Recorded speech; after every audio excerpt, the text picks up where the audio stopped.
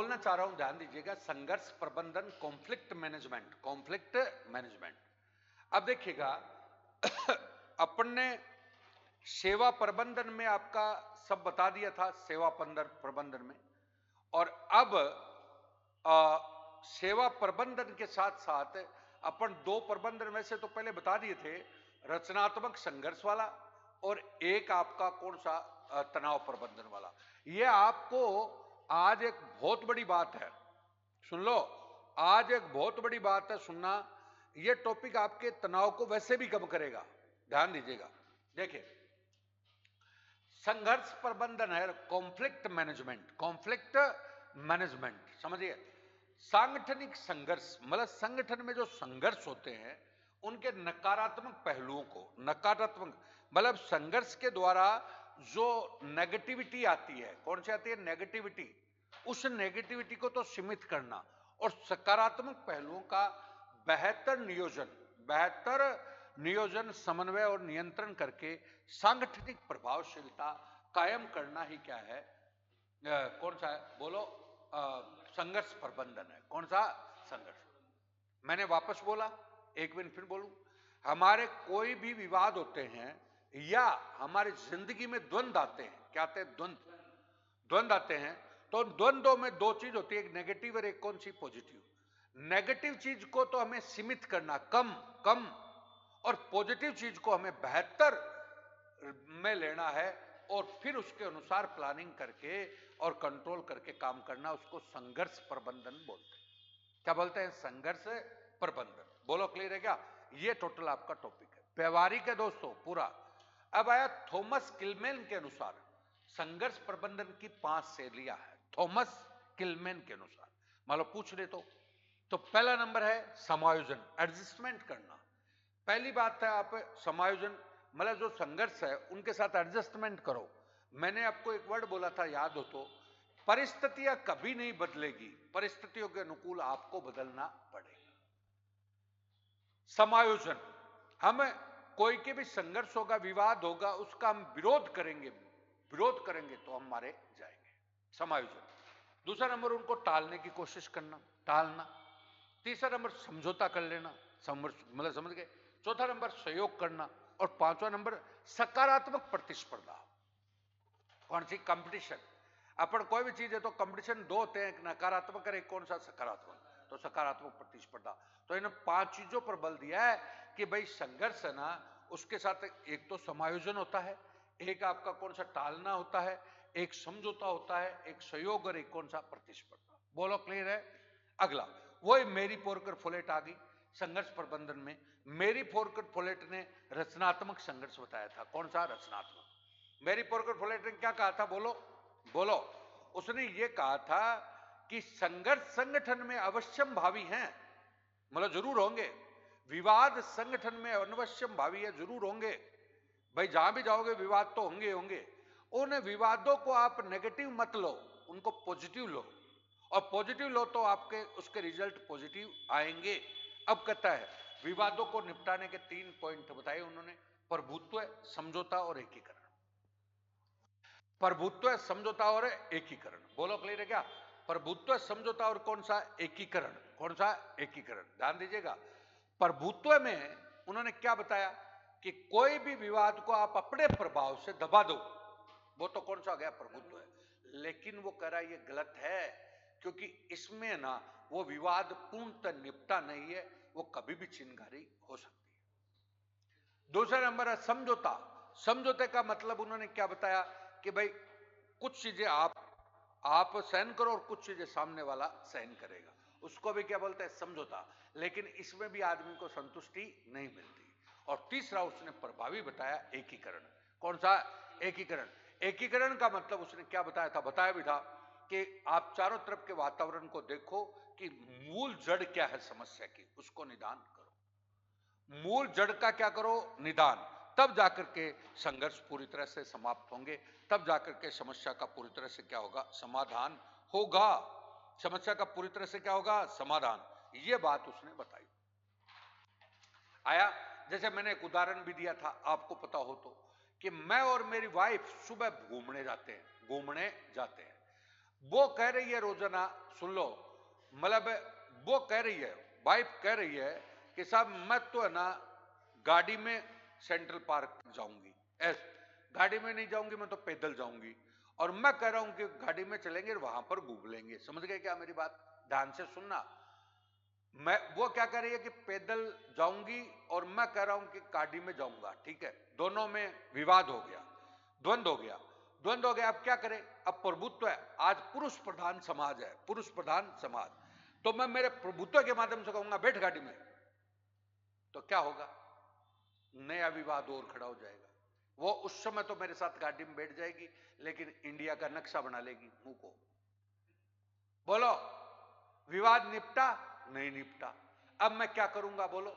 Number दो समझौता कि एक दिन तू है ना पैदल गाड़ी में चल और एक दिन मैं पैदल चलूंगा। तो यहां भी गड़बड़ है। कैसे? मैं जिस दिन पैदल चलूंगा मैं गाड़ी निकालता चलूंगा, और वो जिस दिन गाड़ी में चलेगी तो वो निकालनी चलेगी। बोलो, क्लियर है क्या? हो गया? 1 मिनट दो। और तीसरी बात, अब हमें देखना पड़ेगा कि ये गाड़ी में क्यों नहीं जाना चाहती। गाड़ी में क्यों नहीं जाना चाहती? तो मैंने देखा कि वो घर पे रहती है, टीवी देखती है, काम करती नहीं, थकती है नहीं, तो इसको कैसे भी थकाया जाए। थकाया तो सबसे पहले उसको कह दिया कि साहब आप बैडमिंटन बच्चों के साथ खेलो। तो खेलो, तो बैडमिंटन बच्चों के साथ खेली, वो खेली तो थक गई। अब गाड़ी को लगा दो, वो अपने आप ही बैठ जाएगी, एकीकरण। तो समस्या का पूर्णतः क्या हो जाएगा? निदान। तो कोई भी समस्या है उसका निदान इस टाइप से करना है। अब आओ, संघर्ष को प्रभावी ढंग से प्रबंधित करने के लिए 5 कौशल प्रबंधन बताए हैं। कौशल प्रबंधन कौन से? कौशल प्रबंधन। पहला नंबर, टीम वर्क। हमें क्या काम करना पड़ेगा? कोई भी टीम भावना लगकर, कोई भी संगठन में आप नौकरी करने जाओगे, आप अकेले कभी भी काम नहीं कर सकते, टीम भावना से कर पाओगे। ठीक है। नंबर 2, समस्या का समाधान करो। वहां पे समस्या आएगी तो उन समस्याओं को पेंडिंग मत रखो, उनको सलटाओ। भावनात्मक बुद्धिमत्ता, भावनात्मक बुद्धिमत्ता वही IQ, सामने वाले को समझो क्या सोच रहा है, समझ गए। और चौथा, कम्युनिकेशन बेस्ट आना चाहिए, और तनाव का मैनेजमेंट करो। तनाव का क्या करो? मैनेजमेंट। ये 5 चीजों के कौशल पर इन्होंने बल दिया है। तो देखो, संघर्ष प्रबंधन शैली की सबसे अच्छी शैली है सहयोगात्मक बातचीत शैली। कहीं भी संघर्ष होता है तो सबसे बेस्ट शैली कौन सी है? कि आप एक दूसरे को सहयोग करें, बातचीत करके उसका काम करें, और दीर्घकालीन संबंधों को बढ़ावा देने वाली प्रभावी शैली है। प्रबंधक की भूमिका क्या होती है बताओ? यानी प्रबंधक या प्रशासक की भूमिका क्या होती है? प्रबंधक का कार्य खोज प्रक्रिया में पक्ष लेना या राय थोपना नहीं है, बल्कि पहली भूमिका अन्वेषक की है, खोज करनी अपनी। मैंने आपको बोला कि पति होने के नाते मैंने थोपना बात नहीं है, बल्कि क्या करना, मूल समस्या की जड़ निकालनी है। तो आपकी मेन बात है कि समस्या का या संघर्ष का मूल भाव क्या है वो देखना है। बोलो, क्लियर है? ये टोटल आपका दोस्तों आ गया। कौन सा बोलो? संघर्ष प्रबंधन। अब आ रहा समय प्रबंधन। कौन सा? समय। समय प्रबंधन, टाइम मैनेजमेंट और दिया आपको। कौन सा? Time management. टाइम मैनेजमेंट दिया। बोलो, संघर्ष प्रबंधन में कोई प्रॉब्लम है तो बताइए। अब सुन लो, जो क्वेश्चन आने हैं तुम्हारे 15-50 शब्द के, इसी में से आने हैं। बोलो, क्लियर है? अब आइए, समय प्रबंधन, टाइम मैनेजमेंट। कौन सा? टाइम मैनेजमेंट क्या होता है? टाइम को मैनेज करना है। भिन्न भिन्न कार्यों को करने के लिए लगाए गए समय, भिन्न भिन्न कार्य, अलग अलग कार्य में क्या क्या। हाँ, इसमें 15 शब्द का सवाल है ना, ये आ गया ना भाई। 15 शब्द के ये पूछ दिया कि इसकी शैलियां बताओ, इसका मेरी पोर्कर फोलेट के अनुसार बताओ, थॉमस किलमैन के अनुसार बताओ। ये 15 शब्द की परिभाषा आ गई, कोई सा भी कर सकते हो। वैसे ही है सेम। 50 वर्ड हो तो इनमें एक आध चीज जोड़ दो, बस ये होता है। आगे अगली बात आती है समय प्रबंधन। कौन सा? समय। Time management. कौन सा? टाइम। भिन्न भिन्न, मैंने परिभाषा और जो चीजें लिखी है वो 15 शब्द के अनुसार ही लिखी है। बात को समझिए। मैं खाली वहां पे लगा सकता था 15 शब्द 50 शब्द वैसे। बोलो, अब मैंने बोला भिन्न भिन्न कार्यों को करने के लिए लगाए गए समय, भिन्न भिन्न कार्यों को करने के लिए लगाए गए समय, और उनको करने के क्रम में सोच विचार कर व्यवस्थित करना ही क्या है? समय प्रबंधन। मतलब समझ गए भाई, अपन ने अलग अलग कार्य करके देखा, सुन लो, और अलग अलग कार्य करके देख करके उसमें एक सामान्य बात निकाली कि एक काम को करने में इतना टाइम लगता है, ये टाइम मैनेजमेंट है। आ गया जैसे फॉर एग्जांपल तुम्हारा पेपर है, पेपर आरएस का पेपर दोगे तुम, तो 3 घंटे का टाइम है और इसमें कितने शब्द लिखने हैं, तो वो टाइम मैनेजमेंट के अनुसार पहले स्टडी हुई है उसकी। अगर वो स्टडी टाइम मैनेजमेंट के अनुसार नहीं करता ना, तो आपका पेपर छूट जाता है। अब तुम आरएस पेपर देने जाओगे तो उतने टाइम में उतने ही शब्द लिखे जाएंगे, अगर तुम ज्यादा लिख दोगे तो तुम्हारा पेपर छूट जाएगा, ये बोलता आ गया। अब जैसे सुन लो, बहुत से स्टूडेंटों का यहां पे क्लियर कर देता हूं, सुनिएगा। आप सोचते हो कई लोग कहते हैं साहब 15 शब्द का कितना होता है, क्या होता है, वहां तो मतलब स्पेस खूब दिया होता है। अब तुम उसको बढ़ने लग गए, तो बढ़ने लग गए तो क्या होता है, तुम्हारा पेपर छूटेगा। वो टाइम मैनेजमेंट से सेट है। अब वहां पर 15 शब्द में इतना स्पेस दे रखा है, चाहे 50 शब्द लिख दो, आप 50 से भी ज्यादा लिख दो, बोलो क्लियर है क्या, 50 से भी ज्यादा शब्द लिख दो, वहां पे स्पेस दे रखा है। अब लड़का क्या करेगा, उसको पूरा बढ़ने की कोशिश करेगा ना, तो उसका पेपर 101% छूटेगा। ये तो क्या लिखा बोलो, भिन्न भिन्न कार्यों को करने के लिए लगाए गए समय और उनको करने के क्रम में सोच विचार करके व्यवस्थित करना ही, भाई किस टाइप से इसको करना है, उसको क्या बोलते हैं, समय प्रबंधन। ये 15 शब्द की परिभाषा है। समय प्रबंधन से हमारी दक्षता बढ़ती है, टाइम मैनेजमेंट से हमारी कैपेसिटी बढ़ती है, उत्पादकता बढ़ती है, प्रोडक्शन बढ़ता है, तनाव कम होता है, बढ़ती ऊर्जा बढ़ती है, आत्मविश्वास बढ़ता है। ये फायदा हो गया। अब 50 शब्द का क्वेश्चन है तो ये चीज और जोड़ सकते हो, ये चीज और जोड़ सकते हो। समय प्रबंधन के मुख्य तत्व क्या है, सबसे पहले आप योजना बनाओ, योजना के बाद उसकी प्राथमिकताएं तय करो और बाद में उसका इंप्लीमेंटेशन करो, यानी प्रदर्शन करो। ये 3 चीजें। समय प्रबंधन के 4D क्या है, 4D प्रकार। 4D ये है वो कार्य जो तुम्हें करने हैं, अत्यावश्यक कार्य करने हैं, डू, डिफर देरी करनी है जिसमें, डेलीगेट करने हैं जो, और डिलेट करने हैं, मतलब ऐसे काम जो तुम्हें करने ही करने हैं। अब जैसे सुन लो, इस समय तुम टाइम मैनेजमेंट कर रहे हो, तो टाइम मैनेजमेंट में क्या करोगे कि मेरे को ये मार्क्स है ना ज्यादा नंबर के आते हैं, तो उसको तो करो ही करो, पहले पहले निपटाओ, तो वो तो कौन सा हो गया, डू। डेफर महत्वपूर्ण है लेकिन इतने आवश्यक नहीं है। अब फालतू की चीजें हैं, जैसे फॉर एग्जाम्पल आपको बता रहा हूं, जो नदी नाले तेजाजी पाबूजी इनको बहुत डिटेल से कर रहे हो, तो एकदम इतना टाइम मत खराब करो। आ गया तो कौन सा महत्वपूर्ण लेकिन आवश्यक नहीं। जैसे फॉर एग्जाम्पल और भी बता देता हूं, जैसे मैं आपको राज्यपाल है फ्री में पढ़ लिया आपने, ये पढ़ लिया, तो उन पे ज्यादा टाइम न करके उनको खाली समीक्षात्मक रूप से देख लो। डेलीगेट प्रत्यायोजित, अत्यावश्यक लेकिन महत्वपूर्ण नहीं है, इनको डेलीगेट कर दो दूसरे को। मैंने क्या बोला, जैसे आप नौकरी में जाओगे तो दूसरे अधिकारी को दे दिए। और डिलीट ड्रॉप करना, मतलब जो अत्यावश्यक नहीं है उनको क्या कर दो, ड्रॉप, छोड़ दो। जैसे बहुत सी चीजें हैं, अब आप पेपर कर रहे हो और तुम्हें लगता है कि मेरा ये मामला तो बिल्कुल सही नहीं है, तो उसको ड्रॉप कर दो, दूसरे क्षेत्र को मजबूत कर लो, ये होता है। तो बोलो डू, डेफर, डेलीगेट। समय प्रबंधन की रणनीति क्या होनी चाहिए, मतलब टाइम मैनेजमेंट की रणनीति, बोलो क्लियर है क्या, टाइम मैनेजमेंट की रणनीति क्या होनी चाहिए, बोलिए। अब ध्यान दीजिएगा, पहला नंबर, और ये सुनिएगा, आपके लिए बहुत महत्वपूर्ण टॉपिक है, वैसे जीवन में भी और तुम्हारे तनाव को कम करने में भी, और वो क्वेश्चन आता ना अधिकारी वाला, वो भी, उसमें भी ध्यान दीजिएगा। समय लेखा परीक्षा रखो, समय की क्या करो, लेखा परीक्षा, मतलब समय का हिसाब किताब रखो। जागरूकता मतलब हर टाइम के लिए जागरूक, ऐसे नहीं कई बार बातचीत करने बैठ के 15 मिनट बात करनी थी, 1.5 घंटा लगा दिया। जागरूक होना चाहिए।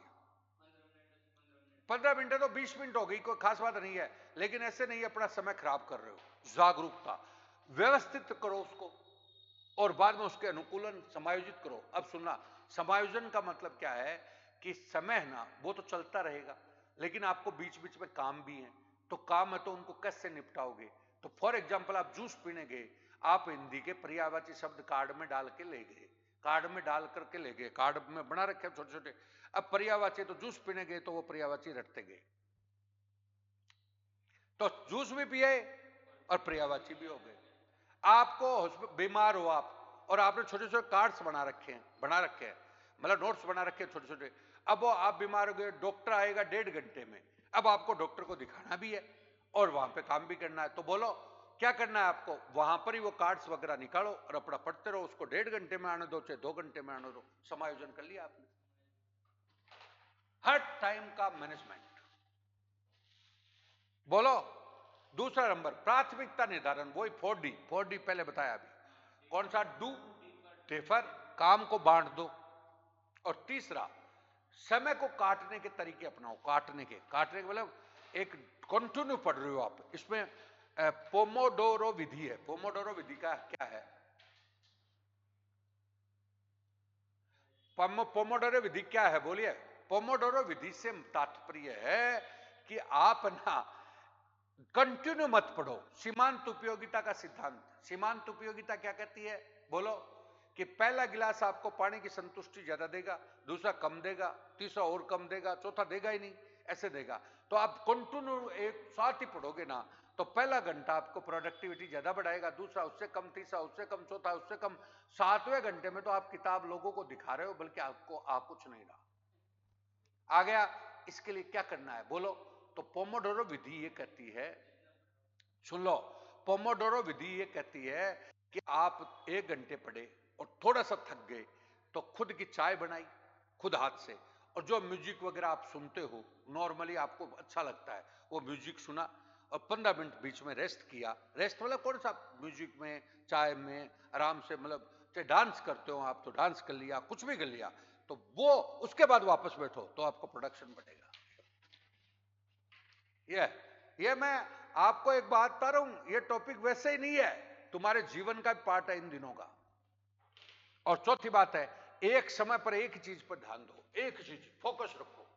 अब जैसे अभी इस समय तुम पढ़ रहे हो तो बार बार तुम्हारे को घर की बात रही है याद नहीं आनी चाहिए, मतलब ये बात नहीं आनी चाहिए, समझ गए क्या? और सुनो, अपने आप को इनाम दो। जैसे पढ़ो, सुन लो, अपने आप को इनाम दो का मतलब बता रहा हूं। आप इस समय पढ़ रहे हो तो मैं आपको कहना चाहता हूं, रोजाना टारगेट ओरिएंटेड पढ़ो कि आज मैं ये निपटा दूंगा, आज मैं ये चीज निपटा दूंगा। अब वो टारगेट आपका 5 बजे पूरा हो गया हो चाहे रात की 2 बज जाए, टारगेट से 5 बजे पूरा हो गया हो और चाहे रात की कितनी बज जाए, 2 बज जाए, तो भी आपको करना है। 2 भी करना है, 5 बज जाए, 2 बज जाए, से रात की क्या बज जाए, 2। बोलो क्लियर है? अब सुनो, जो तुम्हारा टारगेट 5 बजे पूरा हो गया, फॉर एग्जांपल बता रहा हूं, 5 बजे क्या हो गया पूरा, तो आप उस समय उसको एंजॉय कर सकते हो। पसंदीदा नाश्ता बनाया, घूमने चले गए, दोस्तों से बात कर ली, अपने माइंड को एकदम रिलैक्स कर लो, क्योंकि आज का टाइम आपका, आपने आज अपना टारगेट पूरा कर लिया। इनाम भी दो बीच बीच में। अब आपकी बहुत महत्वपूर्ण चीज आ रही है, विकर्षणों को रोकने के लिए एप्स का प्रयोग करो। पहला 4 स्टेप, ध्यान केंद्रित करो, फोन से दूर रहने में मदद करेगा। इन दिनों फोन है ना, अबे ऐप कौन सा है ये मतलब नहीं है, लेकिन इसने बोला 4 स्टेप है जो ये कह रहा है, ध्यान केंद्रित करो और फोन से दूर रहो, फोन को छोड़ो। और number 2 stay focused, Twitter, Instagram इनको छोड़ो। और तीसरे में आप सभी डिवाइस को क्या कर दो, ब्लॉक कर दो, आप तनाव से मुक्त हो जाओगे। ये दोस्तों पूरा का पूरा है। जी सर, करके रहेंगे टाइम मैनेजमेंट, बिल्कुल क्लियर हो गया। ये बहुत गजब चीज है, समय प्रबंधन। अब इसी से मैंने तनाव प्रबंधन बताया। तीसरा टॉपिक आपका तनाव प्रबंधन। बोलो दोस्तों, समझ में आया कि नहीं आया? बताइए, थोड़ा सा बताइए, कोई प्रॉब्लम हो तो बताइए। और मैं इस टॉपिक से वैसे भी प्रभावित हूं कि तुम्हारे ये जीवन में और इन दिनों बहुत जरूरी है तुम्हारे लिए। इन दिनों ये तनाव प्रबंधन ये मैं बहुत सही ढंग से छांट के लाया हूं, ये वैसे भी जरूरी है, समझना मेरी बात को। बोलो क्लियर है क्या? आगे आइए, बोलिए, अब बताइए। अब तीसरा टॉपिक अगला दे रहे तनाव प्रबंधन। ये बहुत लंबा चौड़ा आपको बता दिया था पहले, लेकिन मैंने इसको सिस्टमेटिक सेट किया है और अब आपसे अपेक्षा करूंगा कि समय प्रबंधन पे बताइए कि समझ में आया कि नहीं आया, और कोई प्रॉब्लम हो तो बताइए। नीरज अग्रवाल कह रहा है समझ में आ गया सर, बिल्कुल। अब तनाव पे चलेंगे। कौन से पे? तनाव। चंचल थैंक यू, सबको आना चाहिए, बहुत बढ़िया कराएंगे आप, चिंता मत करो, मेरे पे विश्वास रखो। अब आइए, स्ट्रेस मैनेजमेंट है तनाव के कारण उत्पन्न होने वाले नकारात्मक प्रभाव। तनाव के कारण उत्पन्न होने वाले नकारात्मक प्रभाव, जिसको हमने तनावक बोला था। क्या बोला था? तनावक। तनाव के कारण जो हैं वो कौन से? तनावक। तो तनाव के कारण उत्पन्न होने वाले नकारात्मक प्रभावों को कम करने और व्यक्ति की शारीरिक और मानसिक भलाई में सुधार करना ही क्या है? तनाव। बोलो। तनाव में उत्पन्न होने वाले, मतलब जैसे इन दिनों आप तनाव में हो, मान लो, तो तनाव उत्पन्न हो गया, उसके नकारात्मक प्रभावों को तो छोड़ दो, और अब आप शारीरिक मानसिक रूप से अपने आप को मैनेज करो, तो उसको क्या बोलते हैं? तनाव प्रबंधन। बोलो, क्लियर है क्या? आ गया? ये टोटल आपकी बात है। आगे देखिए, अब है तनाव प्रबंधन में आत्म देखभाल। सबसे पहले सुन लो, तनाव प्रबंधन में सबसे पहली चीज है अपने आप पे विश्वास रखो। एक, तनाव के प्रति किसी प्रतिक्रिया का प्रबंधन करना और तनावपूर्ण स्थिति में किसी को जीवन में बदलाव करना है। तनाव प्रबंधन में आत्म देखभाल होता है, तनाव के प्रति किसी प्रतिक्रिया का प्रबंधन करना होता है, तनावपूर्ण स्थिति में किसी के जीवन में बदलाव करना होता है। आ गया? अब आइए, तनाव पैदा करने वाले विचारों मतलब जो संज्ञानात्मक प्रवृत्तियां आती है, उनको दुख संतुलित उद्देश्यपूर्ण विचारों के साथ प्रतिस्थापित करना ही क्या? तनाव। किसी भी प्रकार की ये परिभाषा लिख सकते हो या ये परिभाषा लिख सकते हो, कोई भी दो में से कोई भी 15-15 शब्द में लिख सकते हो। अब इसको मैंने बहुत बढ़िया तरीके से जोड़ा है कि हम समय प्रबंधन के कारण ना, दोषपूर्ण समय प्रबंधन के कारण हमारे अंदर तनाव आता है। अब सुनिएगा, आपके ऊपर ऐसा लागू हो रहा है जिसकी हद नहीं है, आप समझना इसको। टाइम मैनेजमेंट बेटर नहीं करने की वजह से तनाव में आता है व्यक्ति। तो देखिए, टाइम क्या क्या लक्षण आते हैं? आपने पहले सही ढंग से ध्यान नहीं दिया, तो अब आपके भागदौड़ और हड़बड़ाहट हो रही है। भागदौड़ और क्या हो रही है? हड़बड़ाहट। जो कैंडिडेट टाइम को पहले नहीं समझा, वो टाइम उस पर अब हावी हो रहा है, तो वो हड़बड़ाहट में आ गया। एक बात, काम को पूरा किए बिना आप दूसरे काम की तरफ भाग रहे हो, एक चीज को तो पूरी हो ही नहीं रही, दूसरे सब्जेक्ट की तरफ फिर भाग रहे हो। बोलो, क्लियर है?